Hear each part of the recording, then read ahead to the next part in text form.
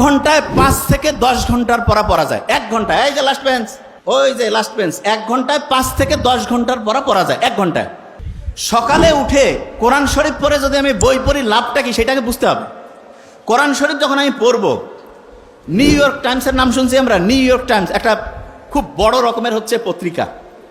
সেইখানে একটা আর্টিকেল ছাপানো হয়েছে এরকম, যে ব্রেইনটা এমন একটা অবস্থা আছে, যেই অবস্থায় পৌঁছলে পড়ে 1 ঘন্টায় 5 থেকে 10 ঘন্টার পড়া যায়। 1 ঘন্টায়, এই যে লাস্ট বেঞ্চ, ওই যে লাস্ট বেঞ্চ, 1 ঘন্টায় 5 থেকে 10 ঘন্টার পড়া যায় 1 ঘন্টায়। এবং সেই অবস্থাটা তার একটা নাম দিয়েছে। কি নাম? Flow state. কি নাম? আচ্ছা, আমি বানানটা করি, FLOW, ফ্লো স্টেট। তা ওরা ফ্লো স্টেট তৈরির জন্য 5টা উপাদানের নাম বলছে। কয়টা উপাদান? 5টা উপাদান। এবং খুব মজার ব্যাপার, সেই 5টা উপাদান তৈরির জন্য যে আলাদা আলাদা 5টা কাজ আছে, সেই 5টা কাজের যে সামারি, সেই কাজটা আল্লাহ নামাজের মধ্যে কোরআন পড়লে সেই সিস্টেমটা চালু করে দিয়েছে। বুঝি নাই? একজনকে বললাম যে ভাই তুমি ABCDE 5টা ওষুধ খাবা আলাদা আলাদা। আর একজনকে বললাম যে ভাই তোমার 5টা ওষুধ আলাদা খাওয়ার লাগবে না, জাস্ট একটা ছোট্ট ট্যাবলেট আছে, সেইটার মধ্যে 5টার সব কানেকশন আছে, কোনটা বেশি দামি হইল? বুঝি নাই?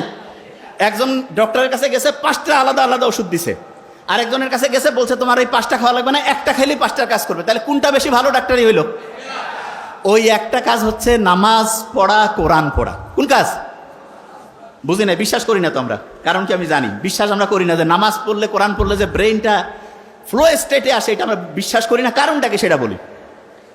ব্রেইনের মধ্যে 2 রকমের নিউরন আছে। কয় রকমের? 2 রকম। আমার এটা ডান হাত না, এটা কি হাত? এরকম 2 রকমের নিউরন আছে। এক রকমের নিউরন আমি যদি ভালো চিন্তা করি সেইটাতে সে হেল্প করবে, শুনতেছি। আরেক রকমের নিউরন আমি যদি খারাপ চিন্তা করি সেটাতে সে হেল্প করবে। তার মানে আমি যে এরকম চিন্তা করবো, সে সেরকম করে কাজ করবে। তাহলে আমি যদি চিন্তা করি যে আমার ব্রেন অসাধারণ, তাহলে ভালো পক্ষের যে নিউরন, সেটা হচ্ছে তোমাকে সফল করার জন্য সে পজিটিভলি কাজ করবে। আর আমি যদি চিন্তা করি না আমার ব্রেন ঠিকভাবে কাজ করে না, আমার মাথার মানে হচ্ছে শক্তি কমে গেছে, আমার খেয়াল থাকে না, তাহলে ওই নিউরন, যে নিউরনটা খেয়াল না রাখতে তোমাকে হেল্প করবে, সেইটা কাজ করবে। তাহলে আল্লাহ যে সবসময় ইসলাম যে বলছে যে তুমি সবসময় ভালো চিন্তা করো, ভালো কথা বলো, ভালো উপদেশ দাও, এইটাতে আমাদের কি পজিটিভ ভালো কাজ করে, সেই নিউরনগুলো কাজ করে না খারাপ কাজ করে? সেটা কোনটা? ভালো কাজ। তাইলে আমি ভালো কথা বললে, অন্যের উপকার করলে, ভালো চিন্তা করলে আমার পজিটিভ নিউরনগুলো কাজ করবে না নেগেটিভগুলো? পজিটিভ। একজন যে অসাধারণ হয়, তার কি নেগেটিভ নিউরন কাজ করে না পজিটিভ?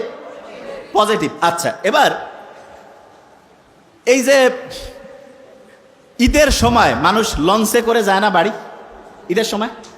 তা আগে তো ঈদের সময় দেখা যাইতো লঞ্চ এত বেশি জ্যাম প্যাক থাকতো যে মানুষজন হচ্ছে যে মানে জায়গায় পাইতো না। তা এক নাস্তিক, সে আল্লাহ তো মানে টানে না, সে পাশে কয়েকজন মুসলমান, তাদের সাথে গল্প করতেছে যে আল্লাহ কি বানাইছে। বলছে কেন? বলছে দেখো তো, এই যে বড় বড় যে চায়না, জাপান, আমেরিকা, এরা যে বড় বড় এরকম জাহাজ, তারপরে হচ্ছে যে এরকম ফেরি, বড় বড় বিমান টিমান যে বানায়, এগুলো দেখা যায় যে ওই বিভিন্ন ফ্যাক্টরির মধ্যে তৈরি করে, আলাদা আলাদা পার্টস থাকে, তারপরে সেই পার্টসগুলো এসে এক জায়গায় জোড়া দিয়ে একটা জায়গায় সুন্দর করে চলতে থাকে। তা বলছে এটা তো করে। বলছে আল্লাহ যদি এরকম করতো যে আমাদের হাতগুলো আলাদা খুলে রাখা যাইতো, পাগুলো আলাদা খুলে রাখা যাইতো, শুধু মাথাটা আর একটু বুক পর্যন্ত, তাইলে সবাই অল্প জায়গার মধ্যে হইতো, আর ওগুলা সবাই ব্যাগের মধ্যে জোড়া করে রেখে বাড়িতে নামার পরে আরাম করে আবার লাগাই দিয়ে চলে যাইতো। তা নাস্তিকের এই কথা শুনে কে আর কি কবে? সবাই কাছে আসলে আল্লাহ ধ্বংসই করে দিছে। ফজরের ওয়াক্তর সময় সেই নাস্তিক ঘুম থেকে উঠছে, উঠার পরে আশেপাশে যে আছে সবাইকে ডাকতেছে, ডাকার পরে বলতেছে ভাই আমাকে উজু করার সিস্টেম শিখাই দাও। বলছে কেন? কয় ভাই আমি যা করছি জীবনে বড় ভুল করছি, এখন আমাকে ঠিক হওয়া লাগবে। কেন, কি হয়েছে? বলছে গতকালকে আমি বললাম যে আল্লাহ যদি এরকম প্রত্যেকটা হাত পা আমার আলাদা আলাদা করে ছোট ছোট করে, ওই যে বড় গাড়ির যেমন স্ক্রু আলাদা করে খুলে খুলে ব্যাগের মধ্যে রাখা যায়, সেই সিস্টেম যদি আল্লাহ করতো, আর আমিও তো নিশ্চয়ই তাহলে ব্যাগের মধ্যে ওইটা রাখতাম। তা ব্যাগেরটা গতকাল যে ব্যাগের মধ্যে আমি আমার হচ্ছে টাকা পয়সা আর কাপড় চোপড় রাখছি, ওই ব্যাগ তো হারাই গেছে। যদি আমার ওই হাত পা ওই ব্যাগের মধ্যে রাখতাম, তাহলে এটা তো নাই হয়ে যেত, আমি বাড়ি যাইতাম কেমন করে? বলছে আমি ভাই যা করছি ভুল করছি, নামাজ পড়বো, আল্লাহকে এখন থেকে ডাকবো।